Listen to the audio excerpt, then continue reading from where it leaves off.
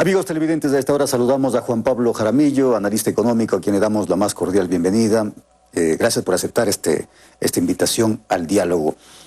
El tema de las mesas, precisamente de diálogo entre el sector indígena y el gobierno que se cerraron oficialmente en días pasados, todavía siguen generando algún tipo de preocupación, sobre todo porque no se concretó hasta este momento el tema de la focalización de los subsidios, que quizás es uno de los temas más álgidos de estas conversaciones. Pero yo quiero comenzar pidiendo su opinión, economista, y su criterio sobre lo que dice en su cuenta de Twitter un colega suyo, Alberto Acosta Burneo, a propósito de esto. Dice: Issa, refiriéndose al presidente de la CONAIE, Issa es un genio. Transformó 10 exigencias al gobierno en 218 acuerdos.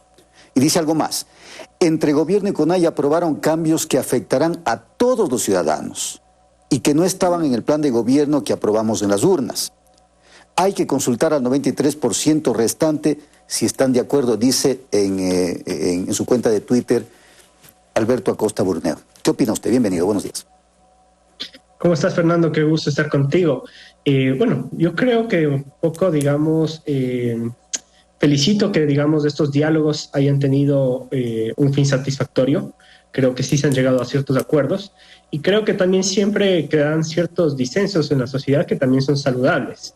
Efectivamente, bueno, Alberto tiene, digamos, una posición personal respetable y yo no la comparto. Creo que siempre va a ser bueno que el gobierno de turno dialogue con las distintas facciones de la sociedad que existen. Evidentemente, la CONAIE no es la única, el diálogo debería ampliarse también a otros sectores, en eso sí creo que todos vamos a estar de acuerdo, pero creo que muchas de estas cosas no se podrían poner, digamos, en consulta de todos. Es decir, ¿qué pasaría si es que los ecuatorianos nos dijeran: ¿está de acuerdo con consultar que exista un subsidio o no exista un subsidio a los combustibles? Que en otra sería preguntarnos: ¿estaría de acuerdo en que el precio de la gasolina suba o no suba? Creo que todos los ecuatorianos o la mayoría de los ecuatorianos dirán que no están de acuerdo con que el precio de la gasolina suba. Y eso, digamos, no sería lo correcto desde una perspectiva técnica, desde una perspectiva fiscal, de sostenibilidad fiscal. Entonces, en ese sentido, no es que todas las decisiones que toma el gobierno tampoco pueden ser consultadas con todos los sectores de la sociedad. Elige un gobierno justamente para que tome decisiones. Muchas de esas decisiones tendrán que ser difíciles y muchas de esas decisiones tendrán que ser muchas veces impopulares, ¿no? Claro, en el tema específico de la focalización de los subsidios, de la eliminación de los subsidios a los combustibles, ¿hay alguna fórmula mágica? Porque decía yo, este es el talón de Aquiles de estas mesas de diálogo. Bueno, digamos, nosotros en el Ecuador tenemos 40 años este subsidio, ¿no? ¿Por qué existe ese subsidio? Porque principalmente el Ecuador, si bien produce petróleo, es importador de derivados de petróleo, es decir, importamos naftas, ¿no? Esto implica que cuando nosotros fijamos un precio en el mercado nacional y ese precio es inferior al mercado internacional, se da ese subsidio, ¿no? Entonces, ese subsidio, lo primero que tenemos que saber es que es un valor variable, es decir, no es lo mismo cuando el petróleo está a $50, cuando el petróleo está a 70, cuando el petróleo está a 100. Entonces, en función de eso, varía ese monto en ese subsidio.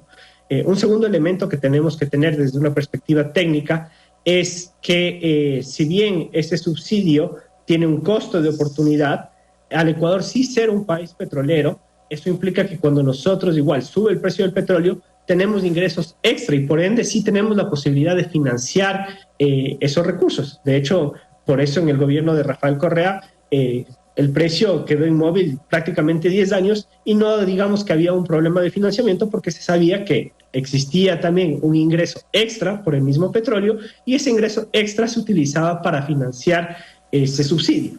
Entonces, creo que la pregunta es si es que ese recurso extra del petróleo está siendo utilizado de la manera más eficiente. Personalmente creo que no. Personalmente creo que existen muchísimos usos que podrían ser más valiosos.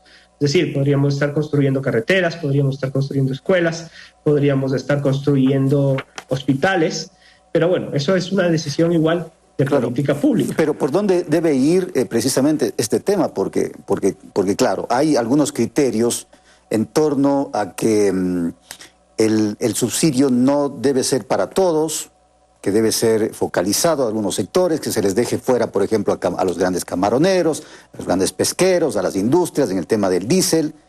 Por otro lado, se dice que el subsidio no debe ir a los precios, sino a las diferentes áreas y sectores. Es decir, hay criterios y criterios, pero ¿qué es lo que se debe hacer y cómo se debe encaminar el diálogo? Porque parece ser que en la ruta del diálogo no hay, diríamos, una línea definida. Bueno, todo depende, digamos, de los objetivos que queramos tratar para justamente ese subsidio. Es decir, obviamente todo subsidio debe tener un objetivo de política pública y aquí deberíamos preguntarnos cuál es. Evidentemente, el subsidio debería estar focalizado en los más pobres. Este es un problema porque con este subsidio, el subsidio de las gasolinas particularmente, no ocurre esto. ¿Qué es lo que ocurre? Alrededor del 70%, 80% de la población utiliza transporte público, por ejemplo, se moviliza en transporte público. Y cuando, digamos, estamos subsidiando la gasolina extra, la gasolina super, en realidad estamos subsidiando solo a un 20-30% de la población, que es justamente la de mayor ingreso, que es la que tiene vehículos.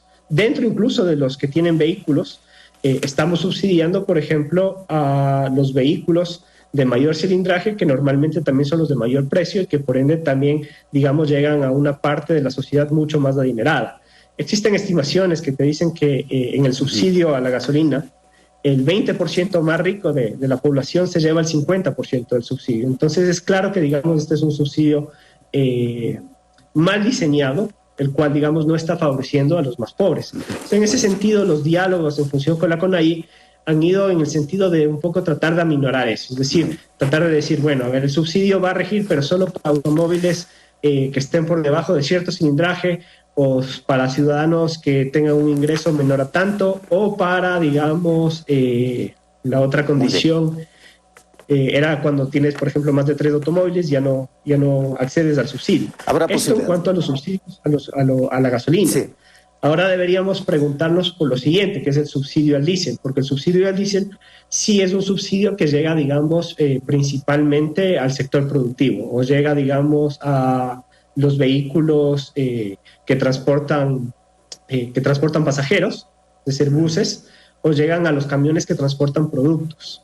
Entonces, creería que, por ejemplo, en el subsidio, cuando hablamos del diésel, este sí está enfocado mucho en el sector productivo, y cuando hablamos, en cambio, de la gasolina, este es un subsidio a los hogares que está enfocado principalmente en los hogares de altos ingresos. Habrá posibilidad de seguir hablando de esto. Gracias. Gracias, Juan Pablo, por acompañarnos. Juan Pablo Jaramillo, analista económico. Una pausa, ya volvemos.